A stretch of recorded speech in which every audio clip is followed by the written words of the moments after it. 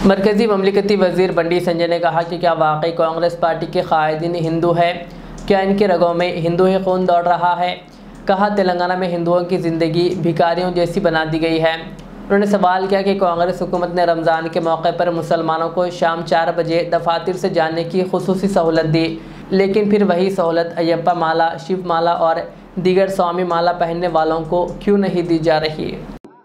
అసలు మీ లోపట అసలు హిందువులేనా మీరు? నాకు అర్థం కాలే.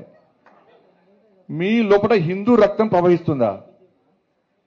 ఇవాళ సర్క్యులర్ చూసినా ఇవాళ ఇజ్జత్ పోతే సర్క్యులర్ చూస్తే ఇవాళ ఇప్పుడే ఇచ్చింది, ఇప్పుడు సాయంత్రం ఇచ్చి సర్క్యులర్ ఇచ్చావు. ఏమి ఇచ్చింది తెలుసా సర్క్యులర్? రంజాన్ టైంలో అంటే సాయంత్రం 4 గంటల తర్వాత పోవచ్చట వాళ్ళు.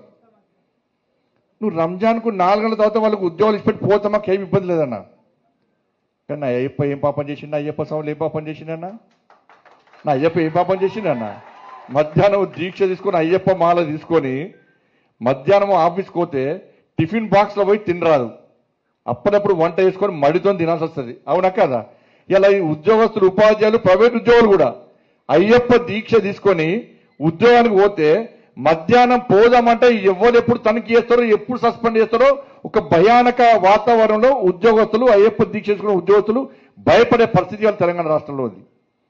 మధ్యాహ్నం భిక్ష లేకుండా పస్తులుండి అయ్యప్ప దీక్ష చేసుకునే పరిస్థితి వల్ల గంట సేపు బయటకు పోవాలంటే సస్పెండ్. మరి ఏ పాపం చేసిన అయ్యప్ప? ఆంజనేయ స్వామి దీక్ష చేసుకుంటే మాల ధరిస్తే వాళ్ళకు ఎగ్జంప్షన్ ఏం లేదు. భవానీ దీక్ష చేసుకుంటే వాళ్ళకు ఏం లేదు. శివమాల ఇప్పుడు శివరాత్రి వస్తుంది, శివమాల చేస్తే వాళ్ళకి ఎగ్జంప్షన్ లేదు. మరి సర్కిల్ ఒక్కరికైనా అంటే హిందువుల పరిస్థితి తెలంగాణ రాష్ట్రంలో బిడ్డ బతికేది వాళ్ళ హిందువుల పరిస్థితి.